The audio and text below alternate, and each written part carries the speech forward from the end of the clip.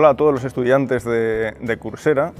Hoy vamos a continuar con una nueva entrevista en esta serie de entrevistas que estamos dedicando a distintos egiptólogos para que nos comenten sus líneas de investigación principales y sus trabajos en relación a las distintas lecciones que estamos dando. Y hoy tenemos a un invitado especial, es un egiptólogo muy conocido por todos vosotros. Se trata del doctor José Manuel Galán, que es científico titular, profesor de investigación en el CSIC.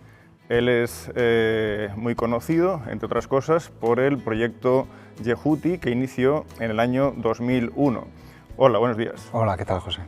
La primera pregunta que quisiera hacerte, acabo de comentar que eres sobre todo muy conocido, ¿no? A nivel popular, por ese gran proyecto que te envuelve desde 2001 y al que has dedicado muchísimos años de investigación y excelentes resultados a nivel académico y de investigación. Pero antes de iniciar ese proyecto me gustaría comentaros un poco cuáles fueron tus principales líneas de investigación. Bueno, yo empecé en la egiptología. Lo que me atrajo primero a la egiptología fueron los textos, ¿no? Cuando yo estaba haciendo la carrera de Historia Antigua en Madrid, descubrí un libro de traducciones de Miriam Lichtenstein y el poder leer que cuentos como Sinué, el príncipe predestinado, se habían escrito hace 4000 años, me parecía surrealista, ¿no? Como si un astrónomo pues, descubre una estrella y deduce lo pequeñitos que somos, ¿no? Pues lo mismo, ¿no? Al ver textos escritos hace 4000 años con esa riqueza literaria y esa sensibilidad, me pareció que merecía la pena bucear y descubrir más sobre aquella civilización, ¿no? Y bueno, marché a hacer el doctorado a Estados Unidos precisamente para aprender a leer lengua egipcia antigua. Y aunque mi interés siempre ha sido histórico, me centré en el estudio de los textos, ¿no? Sobre todo en la información histórica que se puede deducir de los textos, ¿no? Y mi tesis doctoral en realidad trató sobre dos palabras, las dos palabras que los egipcios utilizaban para hacer alusión a sus acciones imperialistas, y mi idea era tratar de estudiar el imperio egipcio desde el punto de vista de los antiguos egipcios a través de dos palabras, victoria y frontera, ¿no? Esa fue mi tesis doctoral y luego cuando conseguí la plaza de científico titular del CSIC, buscando un proyecto de investigación de envergadura en Egipto, lo que iba buscando era un proyecto que tuviera también textos escritos, ¿no?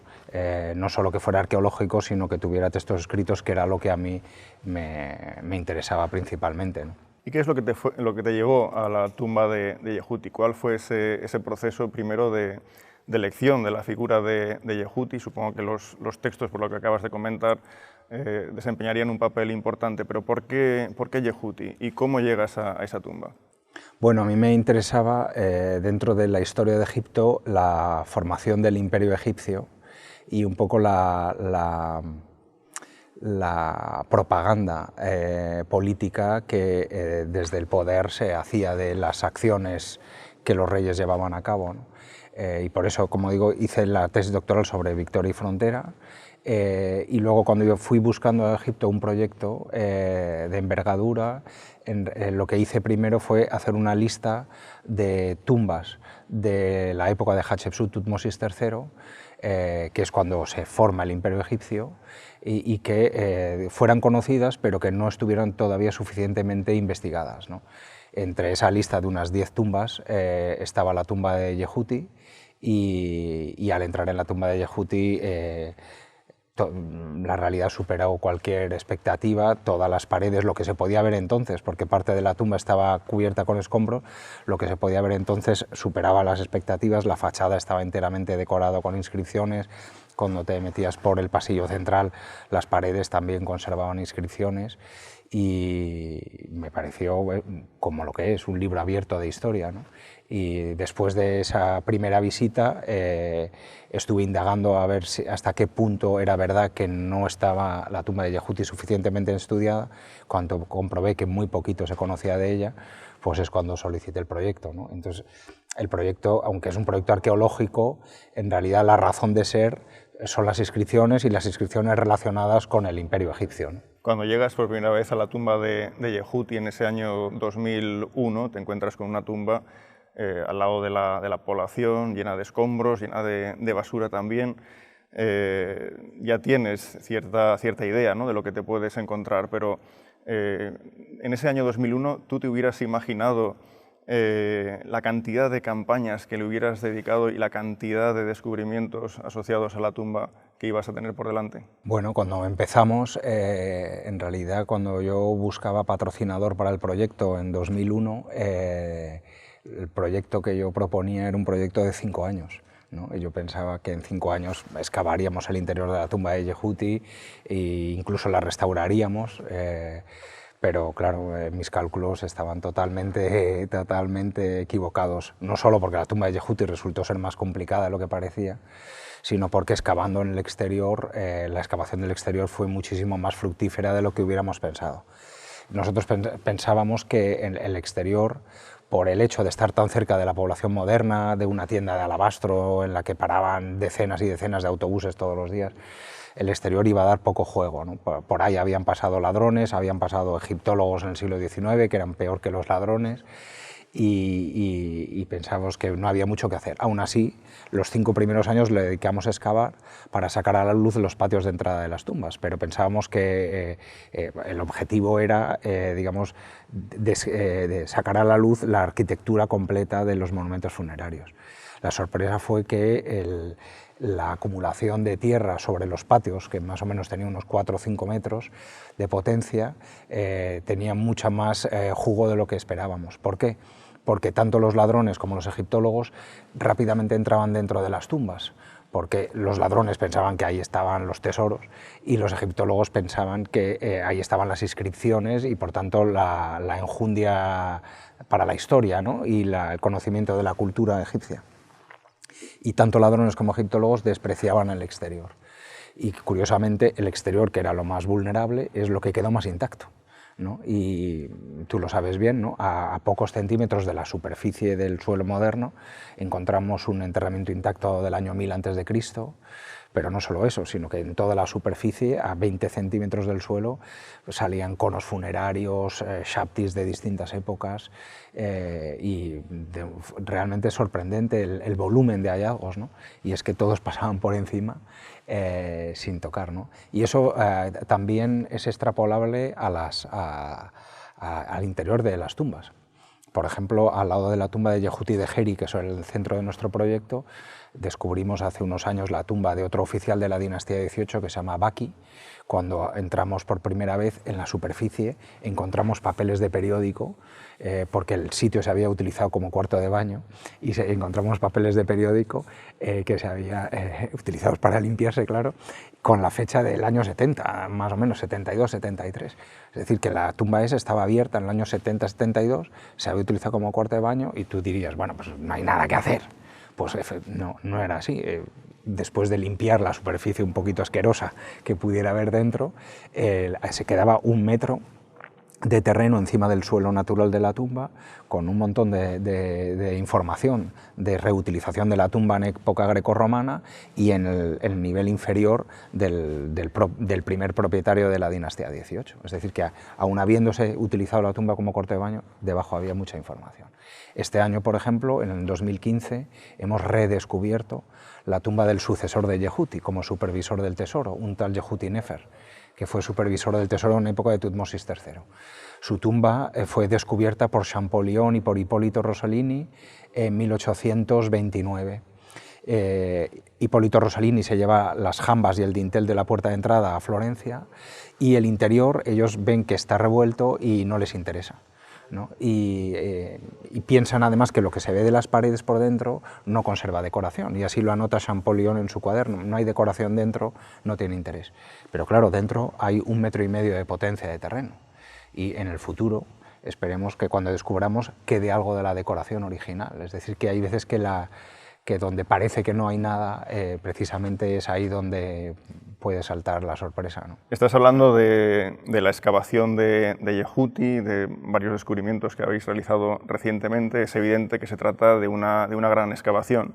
si incluso para una excavación más modesta siempre es necesario un equipo multidisciplinar, si uno quiere llevar a cabo un buen trabajo científico, pues ni que decir tiene que en una excavación como la tuya eso es un factor que se debe tener muy en cuenta. ¿Podrías comentar un poco qué especialistas son necesarios para una excavación arqueológica del calibre de la del proyecto Yehuti? Bueno, como tú bien dices, lo bonito de cualquier excavación arqueológica es que es una investigación en equipo y el equipo necesariamente tiene que ser multidisciplinar. En el equipo Yehuti nosotros, bueno, además de contar con, digamos, egiptólogos especialistas en cerámica o dibujantes, restauradores, arquitectos, fotógrafos, contamos con la colaboración, por ejemplo, de un equipo de geólogos. Los geólogos tienen la misión de llevar a cabo lo que se llama una columna geológica para contextualizar físicamente los monumentos funerarios, que son tumbas excavadas en la falda de una montaña. Hay que conocer la naturaleza y características de la roca que alberga esas tumbas. Además, ellos son especialistas en control de medio ambiente, de ambientes subterráneos, ¿no? Se llaman Sergio Sánchez Moral y Soledad Cuezba, del Museo de Ciencias Naturales, y ellos lo que hacen es instalamos unos pequeños dispositivos Hobo para que miden la temperatura y la humedad durante todo el año para ver la fluctuación de temperatura y humedad y cómo eso puede afectar a la policromía o a las pinturas que en algunas partes de la tumba se conservan, ¿no? Luego, además, con Sergio hemos elaborado un estudio que yo creo que es interesante de los morteros. Según las funciones que cumplía cada mortero, los egipcios modificaban la composición. No es lo mismo un mortero para rellenar una fisura en la roca que para pegar un bloque que se ha desprendido. Según la función que desempeñaba, el mortero es distinto, y los egipcios así lo hacían, ¿no? Además de geólogos, en un par de campañas vinieron con nosotros también del Museo de Ciencias Isabel y Carolina, que eran dos entomólogas, que tenían la función de estudiar los insectos que vivían tanto en las tumbas como entre las mortajas de los difuntos, ¿no? Cuando descubrimos la Dama Blanca, al año siguiente ellas estudiaron el interior del ataúd y la mortaja para ver un poco los insectos que vivían en ese ambiente, ¿no? El problema es que al Servicio de Antigüedades egipcio ese tipo de estudio no le resultó interesante y, digamos, nos cortaron esa vía de investigación, porque no repercutía positivamente la restauración de los monumentos, cosa que era verdad, pero la idea era hacer una investigación científica. Hay veces que chocas con este tipo de problemas. Además de geólogos y entomólogos, durante varias campañas se ha incorporado al equipo un arqueobotánico que identifica las maderas que se utilizan para la elaboración de ataúdes, figurillas de madera, pero además estudió conmigo 50 ramos de flores que encontramos en el patio de la tumba de Yehuti.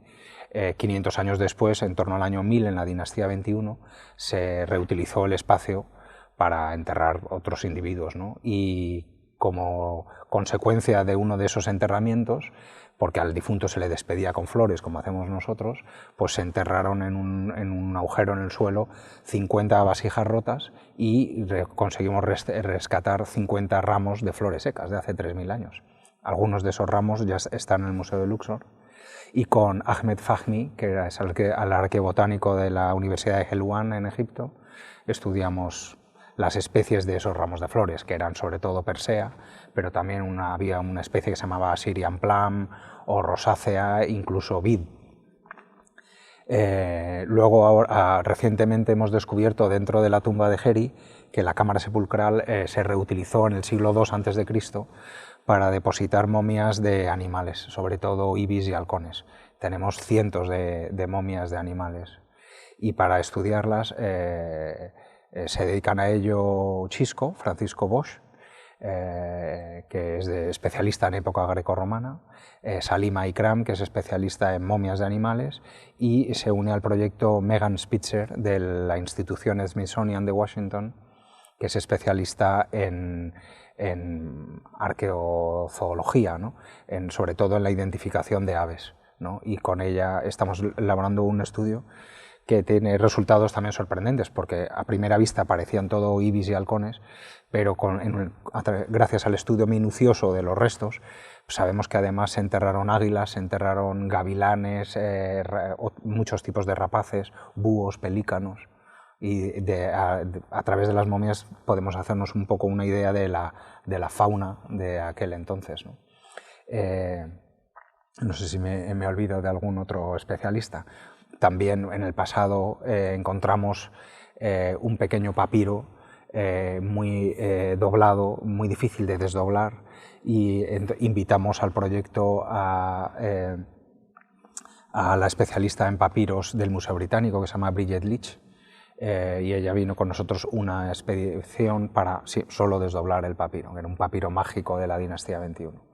Es decir, que según van surgiendo las necesidades, según vamos excavando y surgen necesidades, se van incorporando al proyecto especialistas nuevos, ¿no? La idea es que, en principio, la parte técnica del proyecto yo trato que sean españoles de distintos lugares y de distintos perfiles, pero siempre que hace falta un especialista, pues no hay problema en que vengan de otros lugares, ¿no? Entonces es un poco un proyecto medio español, medio internacional, ¿no? Sí, ¿no? Y además muy variado, porque aparte obviamente egiptólogos, arqueólogos, arquitectos, ceramólogos, es un auténtico equipo científico como debe ser para cualquier excavación arqueológica. Quisiera preguntarte también, en cuanto a los descubrimientos que has realizado en el proyecto Yehuti, cuando empiezas a excavar, como comentábamos en los primeros minutos de la entrevista, a lo mejor no llegas a imaginar todo lo que vas a descubrir, pero todos esos descubrimientos en el patio de Yehuti, en la tumba o en los alrededores, ¿cuál crees que es o al menos para ti, cuál ha sido el más llamativo? No a lo mejor desde el punto de vista histórico, sino visualmente. ¿Con cuál te quedarías? Hombre, mi descubrimiento favorito fue el hallazgo de la cámara sepulcral de Yehuti, ¿no? Que estaba enteramente pintada, decorada, realmente no pintada sino escrita, con pasajes del Libro de los Muertos. Cuando excavamos el pozo de Yehuti, que tiene una profundidad de unos 8 metros, llegamos a una gran cámara, que pensamos que esa era la cámara sepulcral. Para tener una primera idea, nos metimos dentro el capataz, el Rais Ali Farouk y yo, con una pequeña luz, y para nuestra sorpresa descubrimos que al fondo del todo se abría un segundo pozo.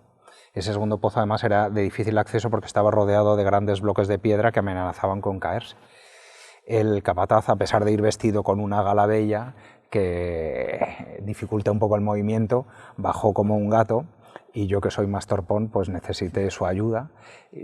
Por suerte ese segundo pozo solo medía 3 metros de profundidad, y al fondo de ese pozo se abría el paso a lo que sería la cámara sepulcral. En aquel entonces las cámaras sepulcrales no suelen estar decoradas, y no esperábamos que estuviera decorada. Y el Rais Ali Farouk, que iba primero, enchufó su linterna al suelo, esperando pues que fuera poco más que el tesoro de Tutankamón, ¿no? Versión Yehuti, y al encontrarse la cámara vacía, pues empezó a jurar en árabe, a maldecir a sus antepasados, los ladrones. Pero yo, que iba después, iluminé las paredes y el techo, y las paredes están estucadas con un estuco muy blanco, ¿no? Sobre el cual se escriben en jeroglífico cursivo los pasajes del Libro de los Muertos. Y en ese estuco blanco resplandeció con el primer haz de luz, y eso fue un momento muy emocionante, ¿no?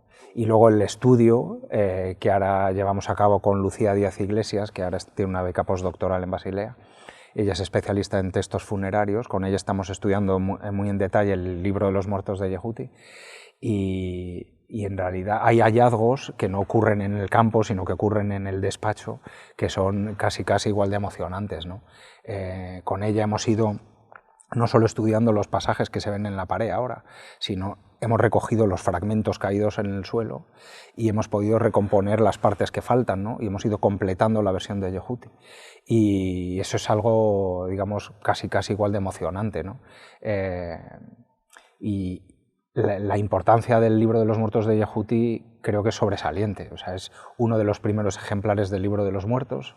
El Libro de los Muertos se empezó a escribir a comienzos de la dinastía XVIII sobre vendas de lino, ¿no? Y por la dificultad de escribir sobre una tela, los primeros ejemplares del libro de los muertos son relativamente breves, sin apenas viñetas, salvo un par de excepciones, ¿no? Y luego, en época de Tutmosis III y sobre todo Amenhotep II, el libro de los muertos ya pasa a escribirse en papiro y eso permite hacer versiones muchísimo más largas, ya decoradas, etc. Entre el lino de principios de la XVIII y el papiro de finales de Tutmosis III está Yehuti, que lo escribe en las paredes y en el techo de su cámara, ¿no? Y eso le da una importancia clave en el desarrollo de este corpus funerario, ¿no? Y yo creo que es, desde mi punto de vista, el hallazgo más importante desde el punto de vista histórico y también emocional, ¿no? Luego hemos encontrado pues, el ataúd de Iker, que es llamativo encontrar un ataúd intacto del año 2000 a.C., o recientemente el ataúd de Neb de la dinastía XVII del año 1600. Son momentos, bueno, muy visuales, de impacto así, ¿no? Pero lo otro es una importancia más sosegada y también más literaria, que es lo que a mí me atrajo a Yehuti, ¿no? Vamos a comentar algunas preguntas que han realizado estudiantes de Coursera para ti. Ahora, por ejemplo, hay una pregunta de Juan Carlos García Reyes que comenta cuándo se va a abrir la tumba de Yehuti, si es que se va a abrir, para su visita al público. Bueno, nosotros desde casi el principio del proyecto tenemos la idea y el sueño de que se abran al público. Y ahora que, por ejemplo, hemos acabado de excavar la tumba de Yehuti, está enteramente excavada, la restauración avanza mucho más rápido, desde dentro hacia afuera, y yo calculo que en 2 años, 3 años máximo, habremos acabado de restaurar la tumba. La restauración de la tumba de Yehuti tiene su complicación, porque partes de las paredes se cayeron. En la excavación del exterior recuperamos como unos 1500 bloques, que gracias al trabajo epigráfico de Andrés Diego Espinel sabemos la mayoría de ellos de dónde proceden, y con su trabajo previo los restauradores van recolocando los bloques en la pared, pero claro, es una labor lenta, ¿no? y lleva bastante tiempo.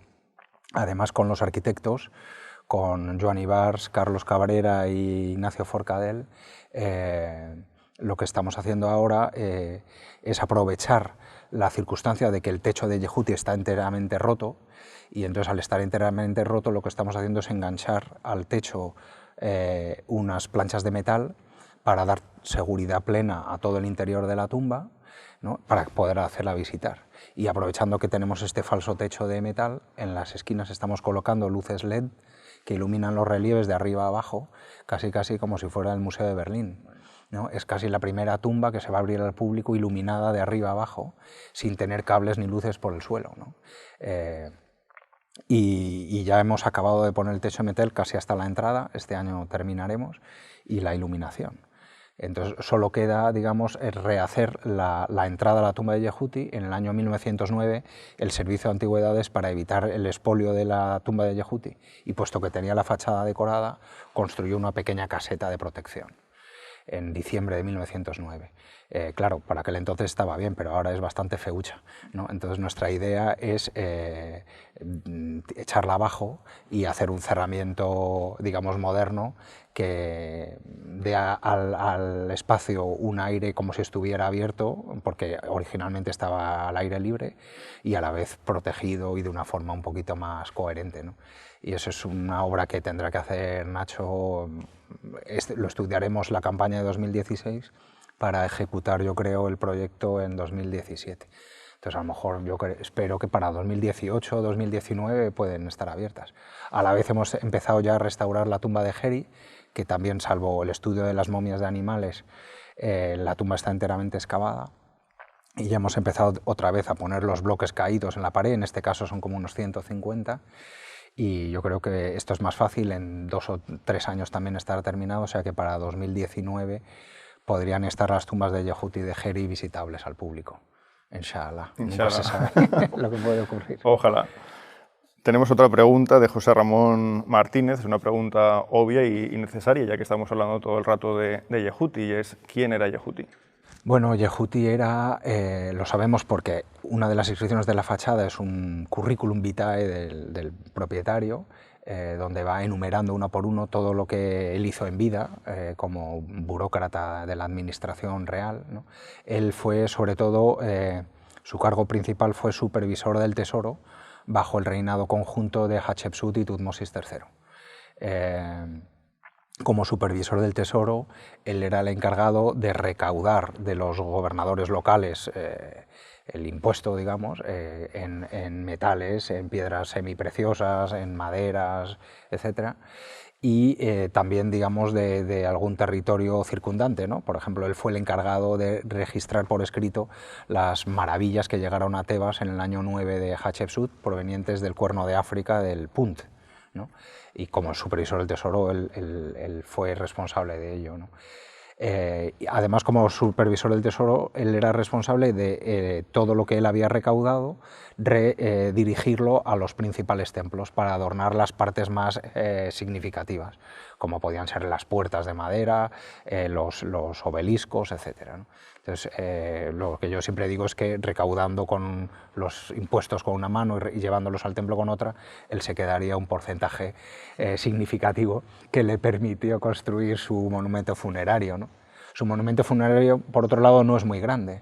Él, además de ser un burócrata y probablemente un poquito ladronzuelo, él se veía a sí mismo y quería que los demás le vieran como un intelectual especialmente diestro en la escritura, ¿no? En el conocimiento de los textos más antiguos y de la composición de inscripciones de una forma visual más atractiva. Y su monumento, lo bueno es que se convierte en un monumento a las letras, ¿no? Entonces, desde la propia fachada hasta la cámara sepulcral, la tumba está enteramente escrita, que es lo que a mí me llamó la atención, y con todo tipo de inscripciones. Tenemos inscripciones autobiográficas, himnos religiosos al dios Amon-Ra, al dios Amon creador. Tenemos un panel con la apertura de la boca, la descripción de la apertura de la boca, una de las más largas y más antiguas, antes que la famosa de Rejmirá, que es la que se utiliza como modelo. Yehuti es unos años anterior a Rejmirá, hace una apertura de boca más breve, pero en el tiempo es anterior y por tanto importante ahí para tener en cuenta. Además, en un panel lateral a la entrada hay dos grandes textos criptográficos que ha estudiado Andrés Diego Espinel, que es dos textos importantes que reflejan un poco ese interés que tenía Yehuti en deslumbrar a sus contemporáneos con sus capacidades como escriba, ¿no?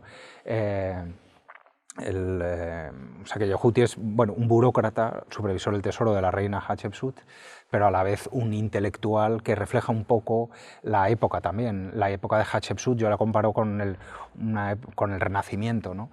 En esa época los grandes oficiales, grandes burócratas y grandes ladronzuelos además eran intelectuales y además se interesaron por el pasado. Y tenemos constancia de que ellos visitan monumentos anteriores, de 500 años anteriores, y les interesa, hacen graffiti para demostrar que estuvieron allí, ¿no? Y copian modelos, ¿no? Y versionan modelos, ¿no? De hecho, en aquella época, por ejemplo, se visita la tumba de una de las princesas de la dinastía 11 de Neferu, que estaba decorada con textos religiosos, su cámara sepulcral. Yehuti probablemente visitó la cámara de la princesa Neferu, y lo que pasa es que él, 500 años después, lo que hace es no copiar los textos, que ya estaban pasados de moda, pero la versión moderna en la dinastía 18 es el libro de los muertos, mientras que Neferu hace textos de los ataúdes. Es decir, que es una época de renacimiento cultural, de una edad de oro de las letras, de las artes y también política y económicamente hablando, ¿no? Es una época, yo creo que de las más interesantes del Antiguo Egipto, desde mi punto de vista. Sin duda. Yehuti es uno de los grandes personajes, lo has descrito perfectamente, de la época de Hatshepsut. Sin embargo, vemos cómo su imagen después fue perseguida, sufre una damnatio memoriae.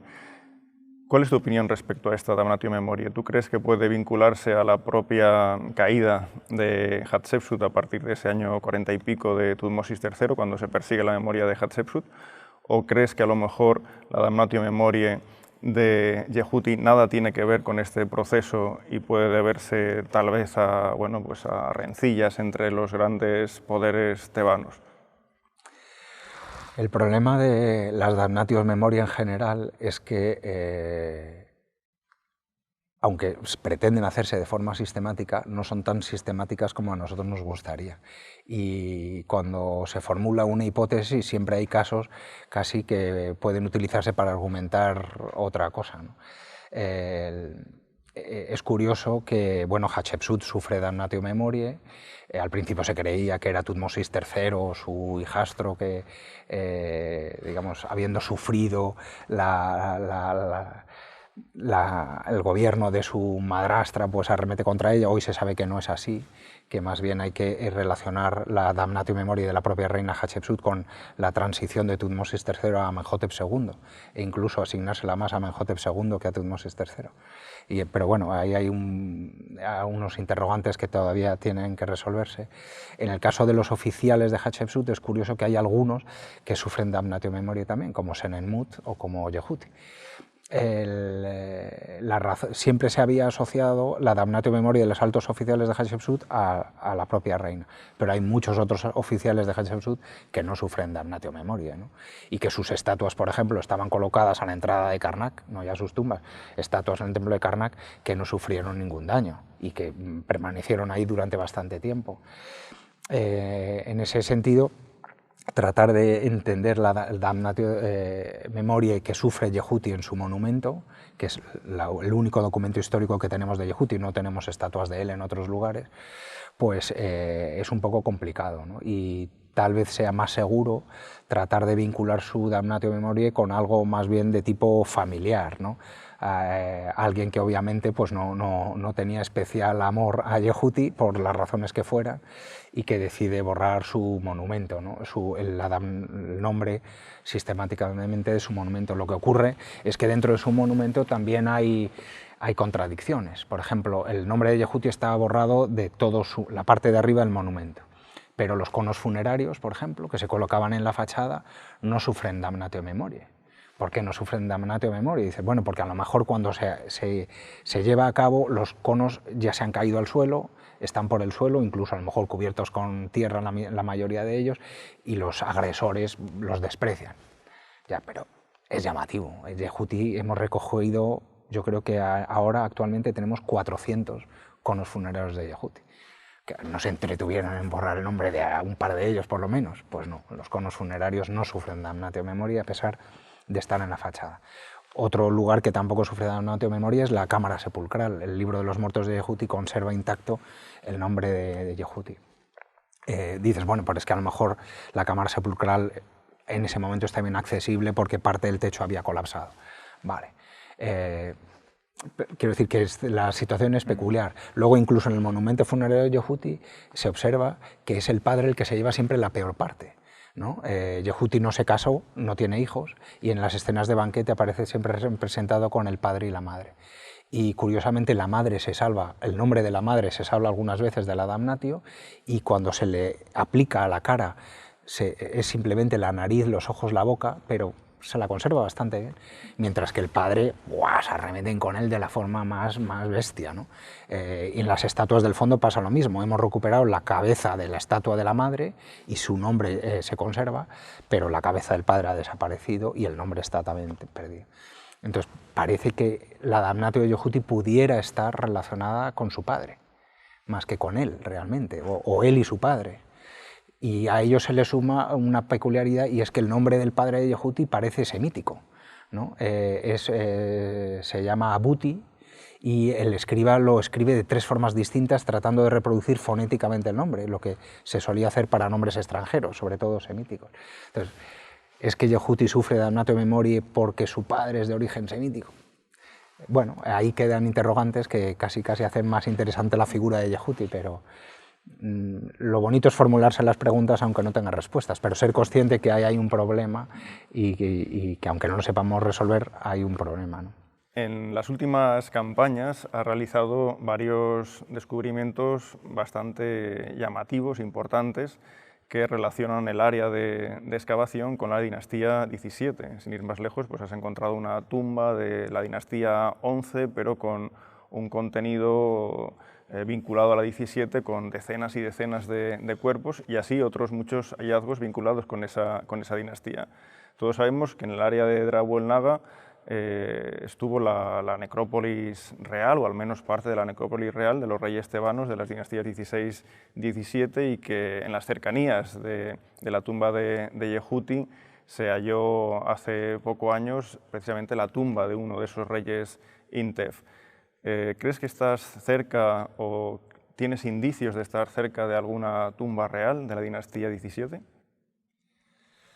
Bueno, como tú bien dices, la necrópolis de Drabul Naga se utiliza como lugar de enterramiento de los reyes, que en realidad no reinaban en todo Egipto, pero bueno, los reyes del sur, los reyes tebanos de la dinastía XVII.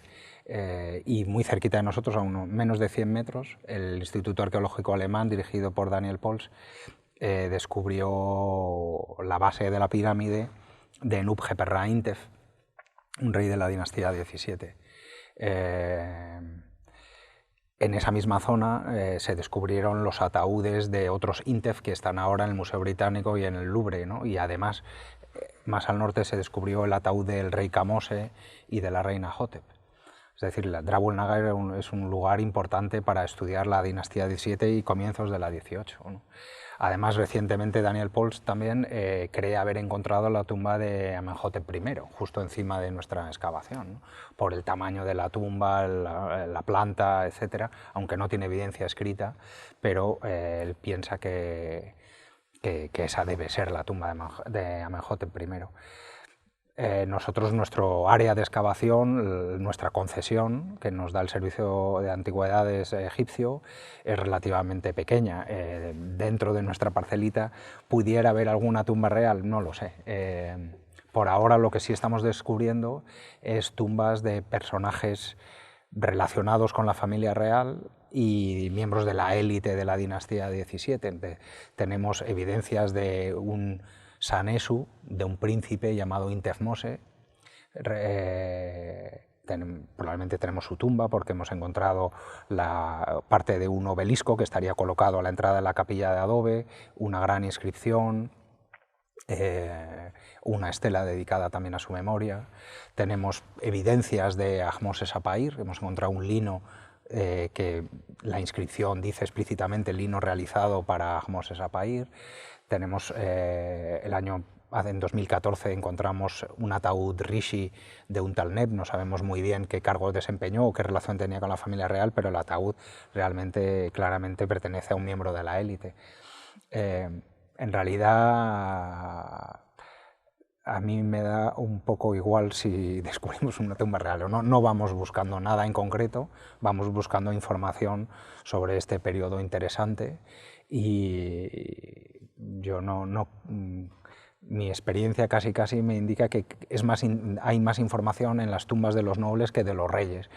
Y yo creo que si seguimos lo que estamos haciendo ahora, descubriendo más personajes de esta época, creo que sería más que un sueño. No necesitamos ningún rey en nuestras vidas para ser felices, ¿no? Muy bien. La excavación de la tumba de Yehuti y todo lo que rodea esta tumba se ha convertido en una gran excavación con un gran equipo, un enorme equipo. ¿Cuáles son los desafíos futuros que tienes? Bueno, los desafíos, o sea, yo como director del proyecto, mis desafíos reales son, uno, conseguir financiación, que eso es complicado, sobre todo eso cuando el proyecto va adquiriendo dimensión, pues es complicado reunir la financiación necesaria, porque el segundo y más grave problema es mantener al equipo. O sea, el problema es que, digamos, van pasando los años, llevamos 15 años en Yehuti y la gente necesita vivir de algo, ¿no? Y es muy difícil mantener a un equipo, ¿no? Porque entre campaña y campaña tienen que tener trabajo y eso es más complicado de lo que parece. Los restauradores ahora están pasando momentos complicados, los arquitectos, ni qué decir tiene, están pasando momentos complicados. Para los egiptólogos jóvenes que participan en el proyecto necesitan becas, contratos y eso es lo más complicado, darle una continuidad al equipo, ¿no? Yo como director, esa es mi misión, es conseguirlo, pero claro, los tiempos son difíciles, ¿no? Y ese es realmente mi reto, ¿no? Científicamente también es verdad que el nivel de información que vamos acumulando es tal que no damos abasto con las publicaciones, aunque el proyecto ha publicado ya pues, más de 60 artículos científicos, es verdad que todavía tenemos muchísimos hallazgos importantísimos por publicar y por distintas circunstancias pues no damos abasto, y el gran reto también de los próximos años es publicar el libro de los muertos de Yehuti, publicar la excavación del patio de entrada a la tumba de Yehuti, que todavía no lo hemos publicado, publicar lo que llevamos excavado de la necrópolis de la 17. O sea, todo lo que hacemos no tiene sentido sin la publicación científica que viene después, ¿no? Y eso es el gran reto. Bueno, pues muchas gracias por estos minutos que nos has dedicado. Estoy absolutamente convencido que a nuestros estudiantes de Coursera les habrá parecido una conversación, una entrevista muy atractiva, y seguro que hemos aprendido todos de ella. Muchas gracias. Gracias, José, y hasta otra.